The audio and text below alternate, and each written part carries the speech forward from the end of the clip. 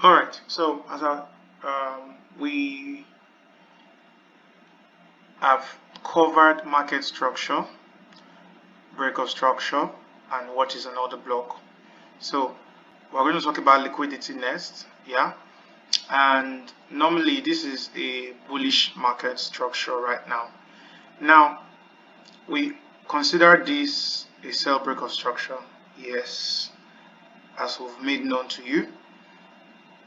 And also we would rather consider if price is to continue buying, it should respect here, somewhere in here. Like I told you earlier, this is the break of structure, right? And now this right here is another block, the last push down before it created a higher high. So I'm expecting price to retrace into it, and then we should expect to see it go up, right? So now what liquidity is a pattern or a system that retail traders consider technical structure as such. I'm sure you are quite familiar with things like this. So, okay, this resistance, this support, maybe support here. So maybe price is coming from here, which is a support level, and it's approaching the resistance level, or this place we call resistance now. So what you're expecting price to do is for price to tap into the resistance level and sell, right? Now, because the institution knows that a lot of retail traders will be looking to short from here, they could probably just give you a moment of inducement, which is you thinking that yes, of it true, price have sold or price is selling now, and then it comes into this level, and from here it buys up, hitting your stop loss, sweeping everybody out, and you're like, why is it not working? So liquidity is literally like a level that retail traders or dumb money traders look out for to take entries. And because we know that this is where they will look out for to take entries, we have the ability to ignore those levels or trade into those levels, knowing that these are levels that price will come for and sweep out. Now, I'll give a clearer example.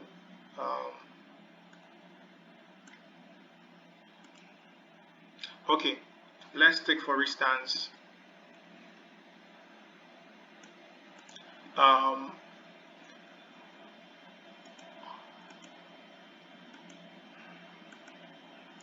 this is a break of structure.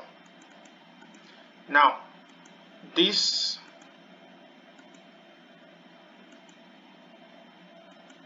isn't a break of structure, but it does look like it. Now, the previous high did not create a lower low, meaning this high did not take out this low to create a lower low. Rather, it retraced up, and after retracing up, it then created a lower low.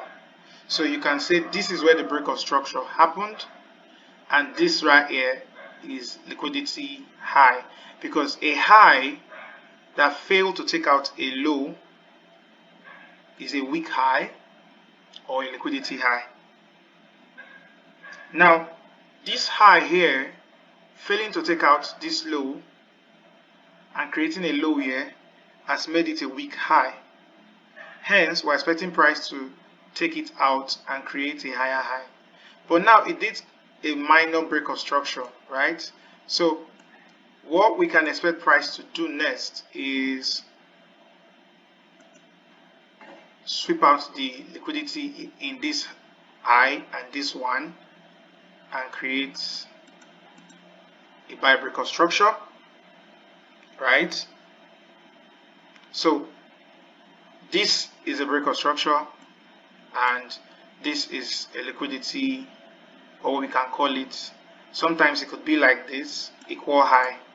But mind you, this is something the retail traders see as a level that price will come and respect. So we know that this is what the retail trader sees. So we will not be accounting for this. Rather, we'll be buying it into this level, or we'll be taking buy trades into this level. But this particular topic, we'll be treating it in details when we talk about liquidity entry models here. Okay, but for now, I just want you to be able to identify what is liquidity, so you don't get caught in the act of, oh, I didn't know that was liquidity. I thought it was a break of structure. So this is a sell break of structure, and this is a buy break of structure. Right? Now, equal low liquidity is this. Can you see it? So you can easily say it doesn't create a lower low that takes out the previous high, because this is our break of structure here. Now this is equal low, or should I say equal low. That's what we call it. Now this did not create a higher high taking out the previous high. No, it's retraced down, and this one that did the break of structure didn't take out the previous low. This is the previous low now, because it's supposed to take out the previous low and buy up. So it didn't take out the previous low, hence this low has liquidity sitting here. So you can expect price to come for it, but not in all scenarios will it create a lower low, but definitely price will come and sweep it. Now, if the market is overall bullish, it could just come with one candle, sweep this level and continue buying. If the market is overall bearish, it will now do a new sell break of structure. Remember, this is a break of structure move. Okay, so I just want you guys to know the difference between a sell break of structure, buy break of structure, and equal high and equal low liquidity. Because normally price will then come, retrace into our order block, and then from there we could probably see it buy up, right? Or price could just come into our order block here and sell down. But when it's liquidity we're talking about, like you see now, you would expect that, okay, because this is a break of structure, price will come, respect and buy. Sometimes it will even respect it for a moment and then come back and take it out.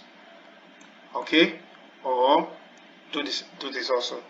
So that being said, I believe that covers. Okay, we have one more type of liquidity to talk about, which is the trend line liquidity. So trend line liquidity, we will talk more in it later. I'll just give you the touch, so we'll do more in it later. Now this is a bullish structure. Yes, it is a bullish structure. Now price, while buying up, it was creating reasons for it to sell. Maybe in here there was liquidity. Okay, let me try and draw it better or more detailed, since I want you to understand it clearer. So let's say this was the buy break of structure. Now price does retest this order block and creates a higher high. Now it comes down. It did not come for this order block. It did not retest anything, and then from here it just creates a new high. Right? Now price did not come for this order block. It just finds a way to buy up again. Now note, when the price wants to come down, it will come with full force, taking out this level, and maybe this level that was never tapped into. Yes, it will then sell into that level, and from there you will see it buy back up. So this right here was a trend line liquidity. Sometimes it could be probably 3 lows that will be taken at one sweep, sometimes 4 lows, depending on how many other blocks has been ignored or that have not been retested. So this is like a trend line liquidity. It could either be like this or the reversed. Okay. So our next topic, we'll be talking about point of interest. Then when we get to entry models, I will revisit the topic of liquidity, and we will talk about internal liquidity and external liquidity. Okay, I think I'm going to just put it here that okay, we would what is liquidity part 2? Yes, extras.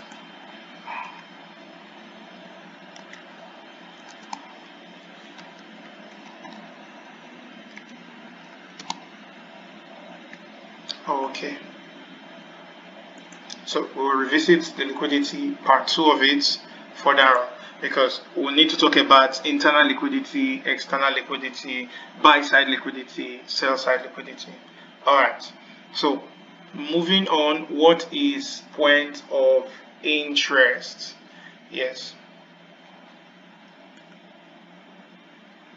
so covered this. Now we're moving on to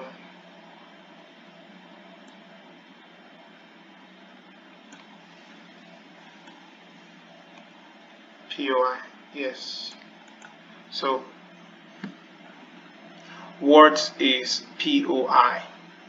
Now POI is point of interest, like the word connotes. It's somewhere you are interested to see price retrace into and sell or buy from. It's somewhere you are expecting price to come to and then maybe pull the trigger. Okay, so on a sell break of structure, say something like this happens. Remember, this is our order block. So let's say we mark out our order block. Yes. Now, this being our order block, next thing is, where are we expecting price? We're expecting price to retrace back into the order block, and anywhere inside it, we want to sell. So our POI is inside the order block. Now, this being said, we have different types of POIs, and for me, the way I see it, POI 1, I have 3 POIs in general, or should I say 3 points of interest. Whenever I see a break of structure, I have 3 levels I believe the price could possibly get into. Okay, now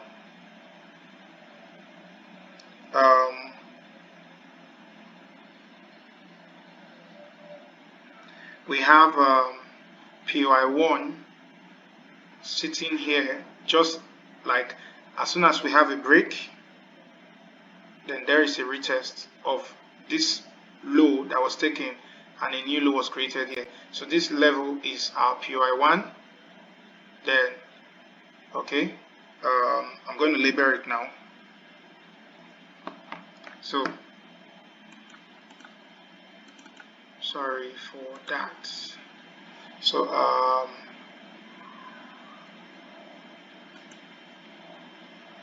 give me a second. Okay, yes, that's POI 1. Then 50% of the other block. Let me just quickly use my flip tool. Don't worry, we'll do a topic on how to set up using the Fibonacci tool. Okay, I just want to use it to get my POI 2, then I'll delete it. Okay, good. So, alright. So then POI 3 is up here. Now, good. This is it. Okay, so when we have a break of structure like this, we have 3 levels we are expecting price to retrace into POI1 here, POI2 or POI3. Now, with little experience, there are seasons price will likely always come for POI3 and melt. There are seasons it will just, and then we have the system whereby price could just come for POI1, tap it, melt. Then sometimes it will not melt, it will come down a little. Now this is a high that failed to take out the low to create a lower low. Now this high is a failed high, which is liquidity. So price now will further push into the other block. Now most times when it further push, it will go for POI3, ignoring POI2. Since POI1 did not work out, it could just go for POI3, and from there we'll see a break of structure like that. So, and definitely if you held your trade here and it went through, if your stop loss does not cover the entire order block or above it in one single entry here, then definitely you get stopped out. So sometimes we use multiple POIs when we are trading from the higher time frame, and like our next topic is multi-time frame. So we'll be talking on how we use the different time frames and what we use them for. Okay, so I just want us to understand how we pick our point of interest. And so point of interest 1 is the low that was taken and the new low that was created. So this POI1 is where we want to see price after the break of structure has happened. We want to see price retrace into POI1, which is the previous low. That's for a sell break of structure. Now let me draw for a buy break of structure. So this is a buy break of structure, yeah. And now we have POI1, 2, and 3. Okay, so price could either retest this guy or just come for POI2 and create a higher high. Okay, so it could do as it wants, but one thing I can guarantee is after a break of structure happens, price will likely come into one of the POI levels and react. So the thing is, after you see a break of structure, you want to be quite ready to pull the trigger at any of those POI level, only at those POI level, or you could put sell limit though or buy limit depending on what break of structure happens. Now some of you will likely be like, why is it drawing 2 lines? I believe if you've watched the first video or the previous video I did on break of structure, it will help you understand why I'm using just one drawing. Or better still, if you want me to do it, this is it. This was the previous level before the break of structure happened. Yes, this is the previous level before the break of structure happened. Yes, so this is a break of structure, retest, push up. Break of structure, retest, sell. This one I did POI1 retest, did not create a lower low. The price got into the other block furthermore and then dropped down. So this explains, so we have POI1, POI2, and POI3. If you want me to label it, POI1,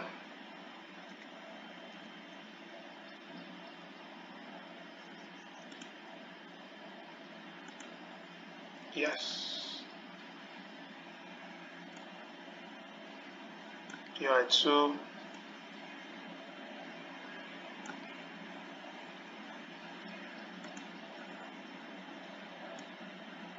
POI3.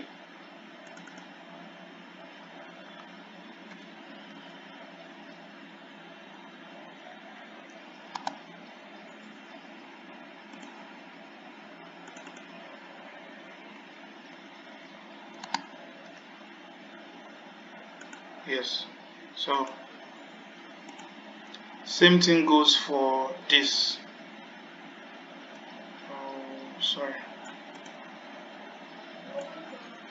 POI1 after the break of structure, POI2,